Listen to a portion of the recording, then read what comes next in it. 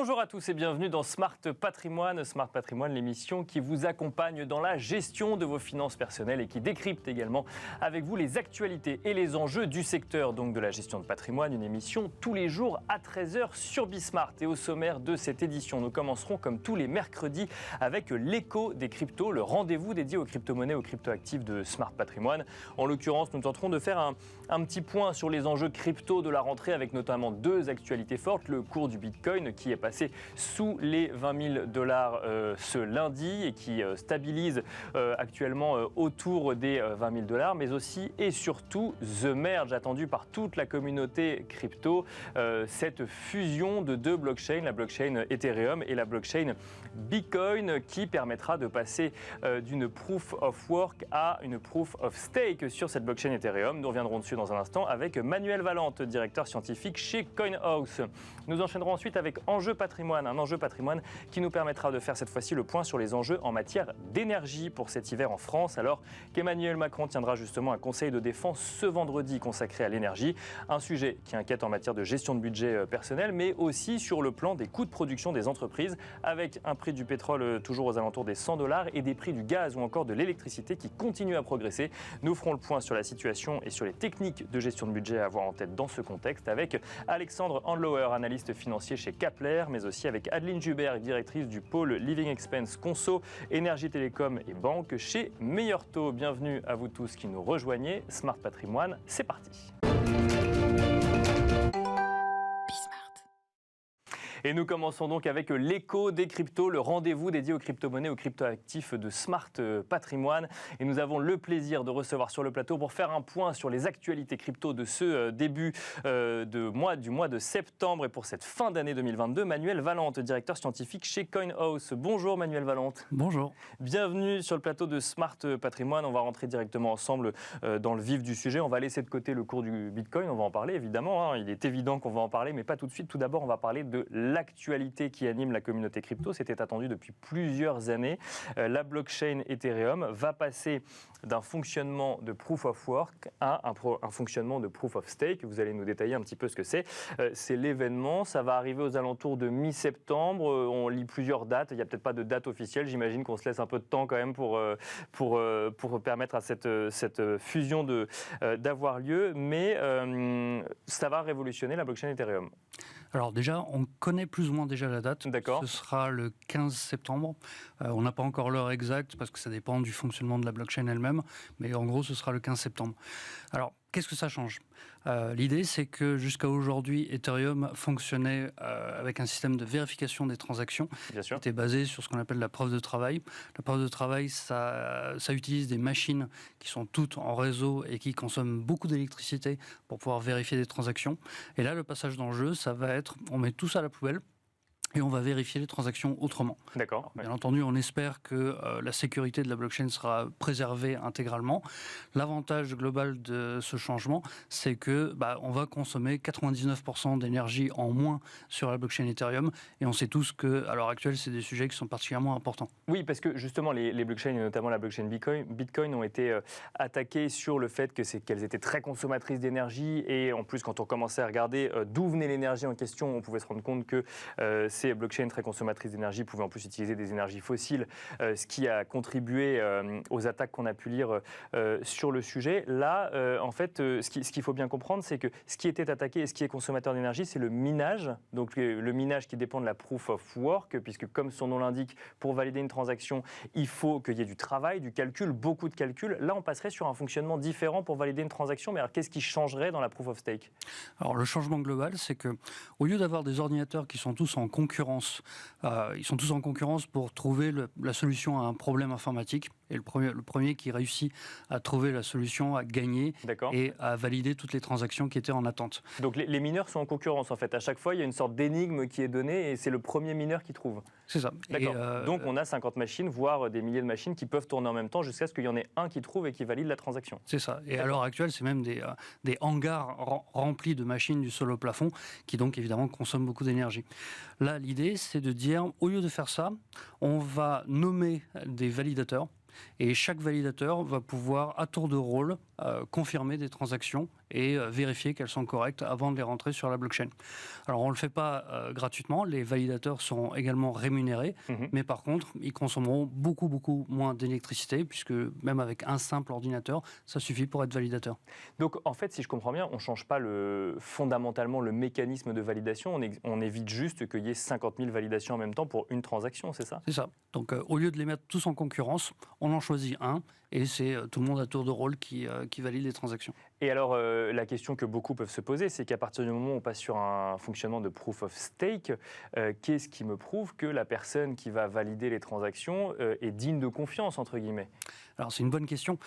L'idée, c'est que tous les validateurs, ils doivent mettre en enjeu, c'est-à-dire sous séquestre, des montants en Ethereum, et ces montants peuvent leur être pris si jamais ils ont validé des transactions illégales. D'accord. Ouais. Et c'est un dépôt de garantie quelque part, et si jamais je ne respecte pas le contrat moral que j'ai passé, je perds mon argent, c'est ça? Vous êtes puni globalement par l'ensemble des autres acteurs, et c'est même pire que ça, parce que si je vous dénonce pour avoir validé des transactions illégales, je suis capable de récupérer une partie de vos fonds. D'accord, ok. Donc, encore faut-il, j'imagine qu'il y ait des preuves à un moment. Bien sûr. Oui, c'est ça. Donc il y a une vérification constante à travers l'ensemble des acteurs pour que on n'ait pas la possibilité de rentrer des transactions illégales, tout en ayant le même niveau de sécurité et en consommant beaucoup moins d'électricité. Donc tout le monde y gagne. Le problème fondamental jusqu'à aujourd'hui, c'est est-ce que ça va bien se passer ? Oui, c'est ça. Alors, juste pour préciser pour les gens qui nous écoutent, on ne va pas modifier la blockchain Ethereum. En fait, c'est pour ça que ça s'appelle The Merge. On va effectuer une fusion entre une blockchain test, entre guillemets, sur la Proof of Stake qui existait déjà, qui s'appelle Bitcoin Chain, et on va fusionner les deux blockchains. C'est bien ça? C'est ça. En fait, on peut considérer qu'on va mettre à jour le logiciel qui fait fonctionner ce qu'on appelle les nœuds Ethereum. D'accord. Et bien entendu, lorsque vous faites des mises à jour de logiciels, il y a toujours une probabilité pour que ça se passe mal. Donc ça fait des mois et des mois que les développeurs Ethereum travaillent sur la question. Ils sont globalement presque sûrs et certains que tout va bien se passer, mais on ne peut jamais exclure le danger qu'il y ait un bug et que ça se passe mal. Donc vous avez aujourd'hui l'ensemble de toute la communauté crypto qui est en attente et qui regarde avec beaucoup d'attention l'évolution pour voir si ça va bien se passer. Quel impact pour ceux qui posséderaient des Ethers dans leur portefeuille d'une fusion qui se passerait mal? Alors, la plupart des plateformes, et notamment CoinHouse, vont arrêter les transactions sur quelques heures autour du merge pour voir si ça va bien se passer. D'accord, pour éviter les éventuelles conséquences ou bugs. D'accord, oui, je comprends. Exactement.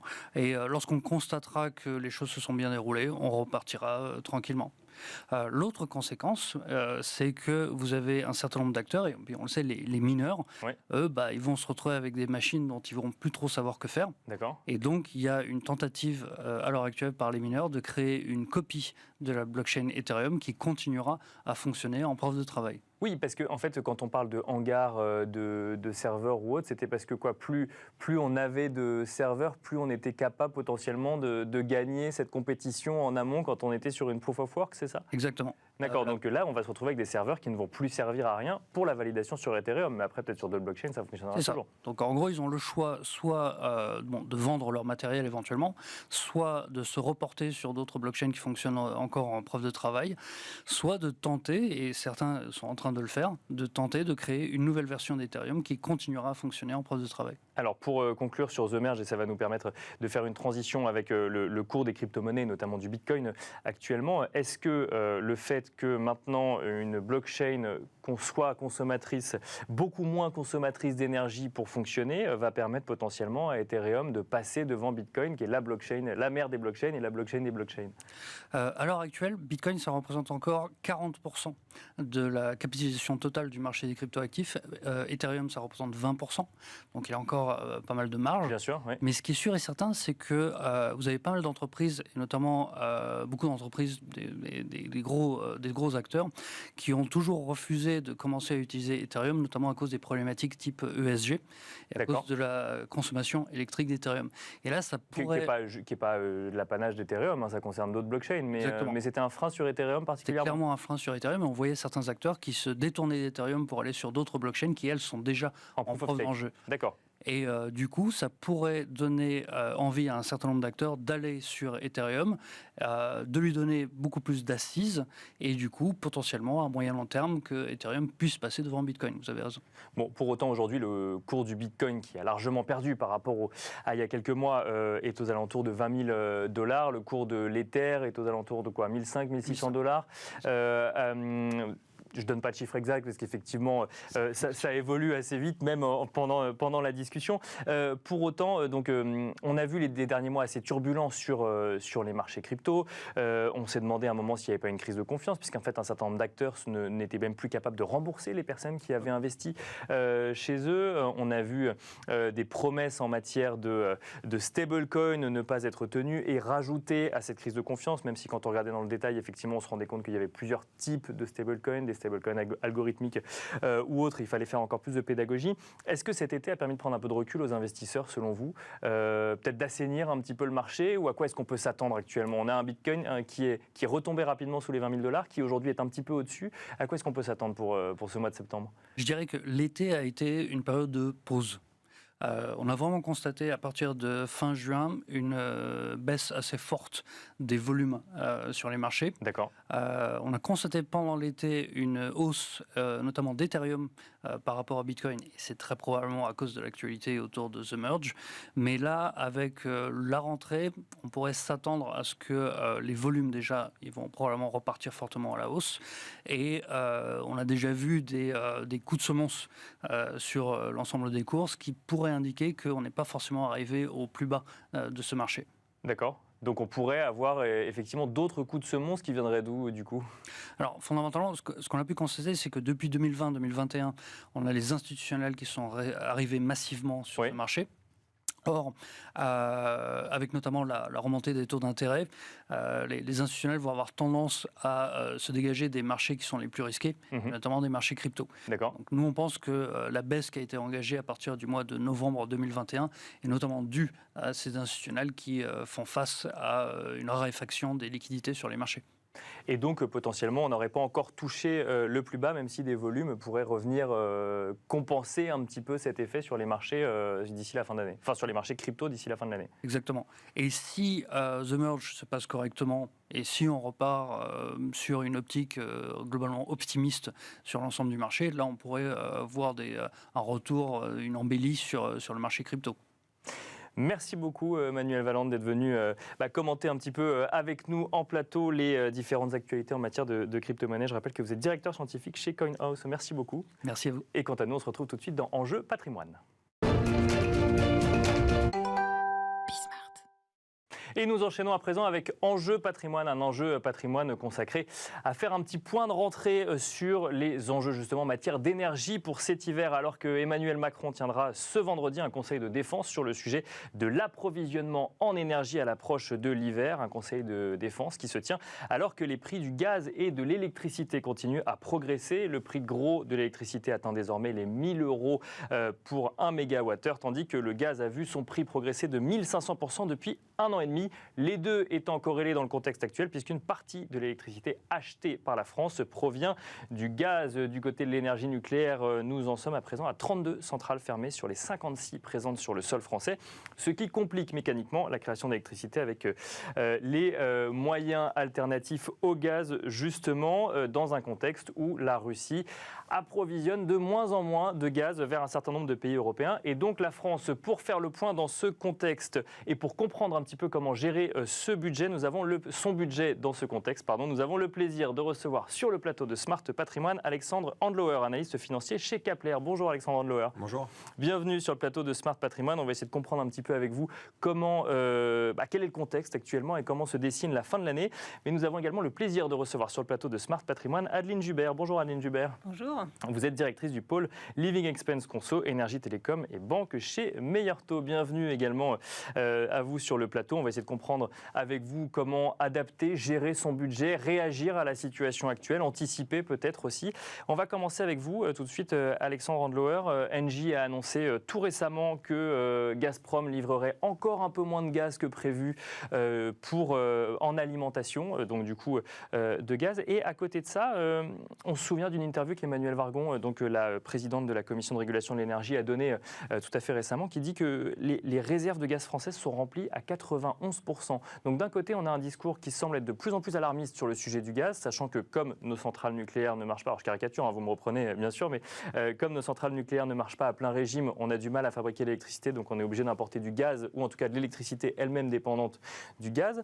D'un côté, on a un conseil de défense, on a Engie qui alerte encore sur le sujet, et de l'autre, on a quand même un discours qui nous dit les réserves sont presque pleines, vous en faites pas, tout ira bien pour cet hiver. Qu'est-ce qu'il faut comprendre? Comment est-ce qu'on décrypte la situation? Alors il y a une bonne nouvelle qui effectivement les réserves sont sans doute à des meilleurs niveaux que ce qu'on aurait pu penser encore il y a quelques semaines, parce qu'il y a eu des approvisionnements plus importants de producteurs tels que la Norvège ou de l'Algérie, donc, qui ont permis d'être en avance par rapport aux objectifs que s'étaient fixés les différents États européens. Donc ça, c'est une bonne nouvelle. C'est mieux que prévu. Et de l'autre côté, on a effectivement cette incertitude des livraisons de gaz russes aux pays européens qui continue semaine après semaine à venir baisser, en tous les cas temporairement, les exportations, donc les importations pour les pays européens. Bien sûr. Et ça peut créer une dynamique de prix très forte parce que le marché n'aime pas les incertitudes et on a, quoi qu'il arrive, besoin de ce pétrole, de ce gaz et pétrole d'ailleurs aussi russe pour cet hiver, surtout si l'hiver se révèle froid. Mais alors justement, on a particulièrement besoin du gaz, alors peut-être du pétrole aussi, mais là si on reste sur le gaz, parce que même si la France est assez peu dépendante du gaz russe, elle est dépendante d'électricité, qu'aujourd'hui elle n'est pas capable d'assurer en totalité, et donc l'électricité qu'elle importe, elle-même est dépendante du gaz russe, même si elle l'importe d'autres pays. Bien sûr, totalement. Aujourd'hui, le prix de l'électricité est déterminé par le producteur marginal, et le producteur marginal aujourd'hui, c'est via la génération, quand l'électricité se passe via le gaz naturel européen. Oui. Quand on parle de gaz, justement, donc là, Engie qui nous alerte que sur une nouvelle réduction de gaz décidée par Gazprom, donc une réduction de ses livraisons de gaz, à quoi est-ce qu'on peut s'attendre d'ici la fin de l'année? Est-ce qu'on peut imaginer une fermeture complète des vannes russes pour la fin de l'année? Est-ce que ça mettrait la France dans une situation compliquée? Il faut bien comprendre que la Russie sait très bien que l'impact sur le gaz sera beaucoup plus fort que l'impact sur le pétrole. D'une, parce que la Russie est beaucoup plus dépendante au pétrole. Elle génère 5 fois plus de revenus que sur le gaz, donc elle a plutôt intérêt à jouer sur ce qui lui rapporte incertitudes, sur ce qui rapporte le moins, mais ce qui fait très mal, en l'occurrence aux acteurs européens. Donc elle a tout intérêt à créer une incertitude, à jouer un peu sur des raisons de fermeture d'exportation. Je crois même qu'ils préfèrent aujourd'hui brûler du gaz, parce qu'on ne peut pas vraiment arrêter la production. Le gaz sort pour des questions de pression, à brûler ce gaz plutôt que de le vendre pour essayer de créer de l'instabilité sur les prix pour effectivement que le consommateur européen, français, soit touché et que ça crée une instabilité politique. Si je comprends bien ce que vous nous dites, ça veut dire qu'on peut s'attendre à une stabilité au niveau du pétrole globalement, si jamais on considère que le facteur exogène principal était en lien avec la crise en Ukraine. En revanche, sur le gaz, tout peut encore arriver. Structurellement, les prix doivent rester élevés. Alors, on est quand même là sur une bulle. Ça ne peut pas rester à ces niveaux-là pendant des mois. Par contre, on peut temporairement aller plus haut, on peut rester élevé. Même si le prix divise par deux, ça restera des prix trop chers en fait, pour le consommateur. On ne sait pas jusqu'où ça va aller. Par contre, on pense que ça va quand même baisser dans les 12-24 prochains mois. Le risque, vraiment, c'est sur cet hiver, parce que c'est sur cet hiver qu'on est encore très dépendant du gaz russe. Donc oui, c'est une bonne nouvelle que les stocks soient à des niveaux plus élevés que ce qu'on aurait pu penser, mais ça ne règle pas forcément le problème pour cet hiver, pour la France. Alors oui, parce qu'il y a donc dernière question sur le contexte, puis après on va rentrer un petit peu plus dans le détail, mais il y a un conseil de défense qui se tient vendredi sur le sujet. Donc il y a l'annonce du conseil de défense, très bien. Concrètement, qu'est-ce qui peut se passer? Enfin, qu'est-ce que ça peut est-ce que la France peut réellement agir ou l'Europe, mais dans une moindre mesure aujourd'hui, le conseil de défense, enfin vendredi, se tiendra en France. Est-ce que la France peut agir pour justement obtenir un peu plus de gaz? On est effectivement allé en chercher en Algérie. Qu'est-ce qui peut ressortir d'un conseil de défense comme celui-là? C'est techniquement très compliqué parce qu'on n'a pas les infrastructures pour. tous les cas, les infrastructures actuelles sont déjà quasiment en pleine capacité.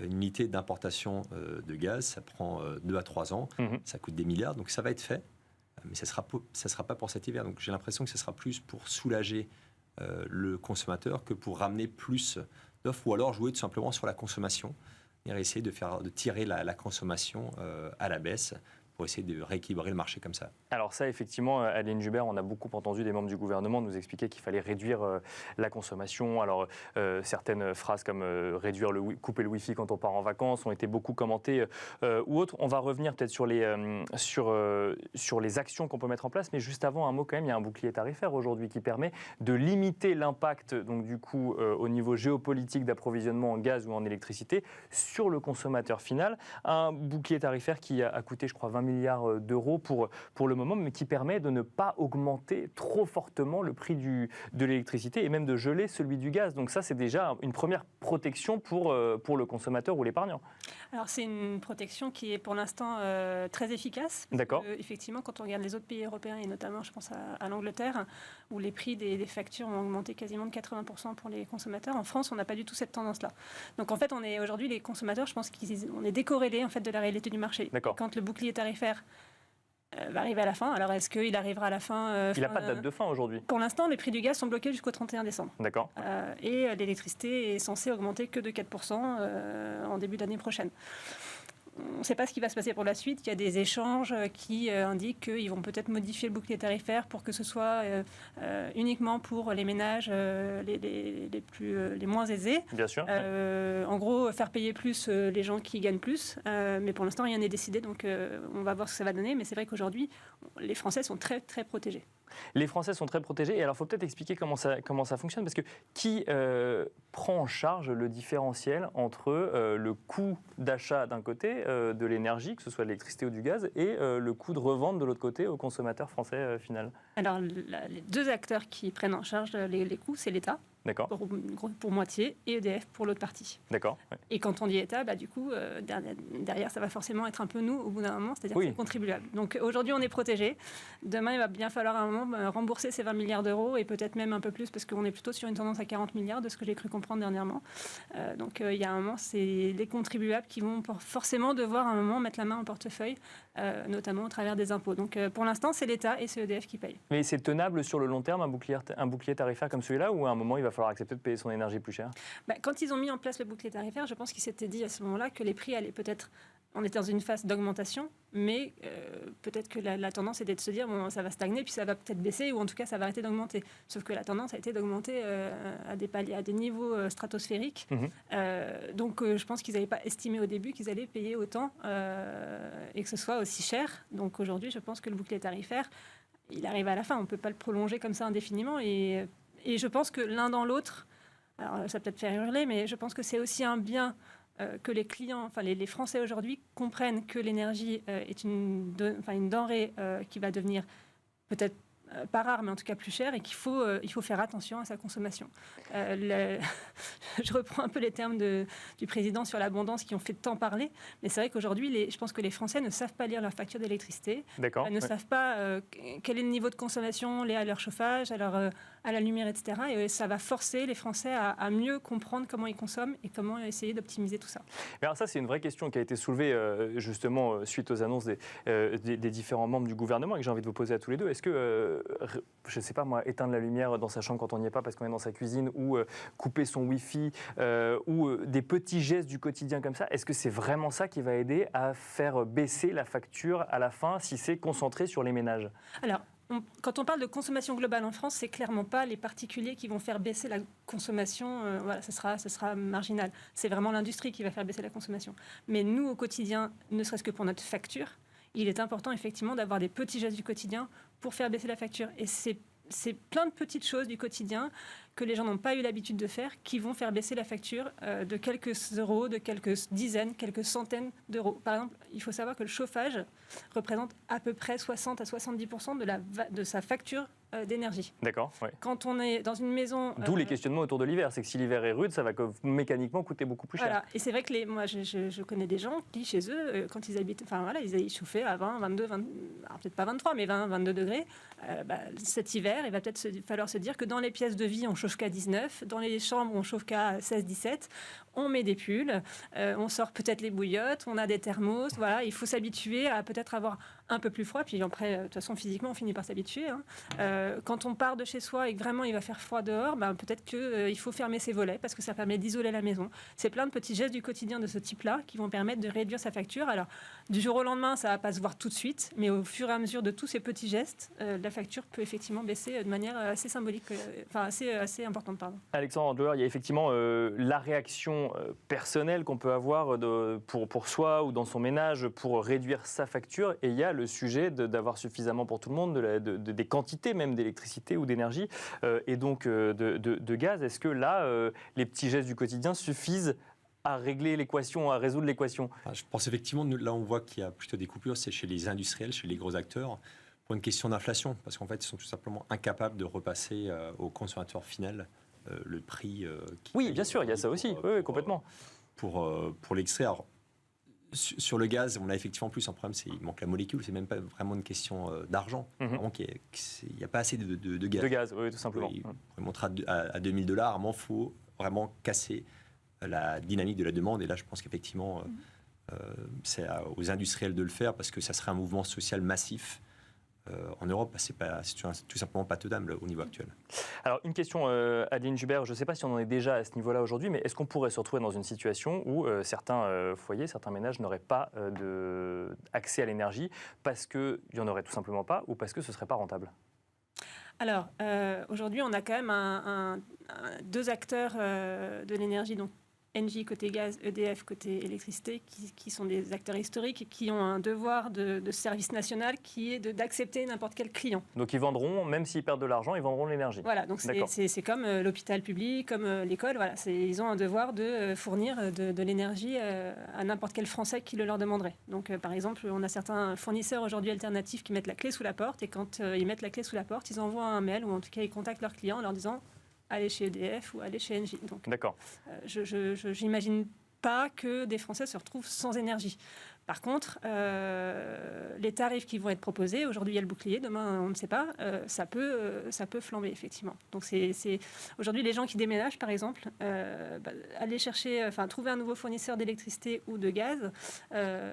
Chez EDF ils auront un prix qui est bloqué pour l'instant et qui est intéressant. Chez les alternatifs, ils peuvent avoir des offres intéressantes pour l'instant, mais qui peuvent être évolutives du jour au lendemain et avoir des factures qui augmentent très fortement, quasiment du jour au lendemain. Ouais. Bien sûr, et là pour le coup être engagé sur des contrats où on voit les prix évoluer, Alors, forcément. Ouais. Une chose importante, c'est que très rapidement, vous êtes engagé sur un contrat, par exemple, d'une durée d'1 an, mais vous pouvez changer de fournisseur à n'importe quel moment. D'accord. Voilà, il n'y a pas d'obligation contractuelle à rester chez votre fournisseur. Donc, si votre prix augmente, vous pouvez tout à fait changer du jour au lendemain. Enfin, il y a un délai de changement, mais ça se fait. Vous n'avez pas d'engagement, vous n'êtes pas obligé de rester chez votre fournisseur. Bon, encore faut-il que le fournisseur ait des prix compétitifs dans un contexte où tout le monde achète l'énergie plus chère. Exactement, tout à fait. Merci beaucoup Adeline Jubert, directrice du pôle Living Expense Conso, Énergie Télécom et Banque chez Meilleur-Taux. Merci également Alexandre Andlauer, analyste financier chez Kepler. Merci à tous les deux d'avoir décrypté un petit peu ce sujet de l'énergie et des prix de l'énergie face à l'hiver qui arrive. Merci à vous de nous avoir suivis et je vous donne rendez-vous demain à 13h sur Bismart pour un nouveau numéro de Smart Patrimoine.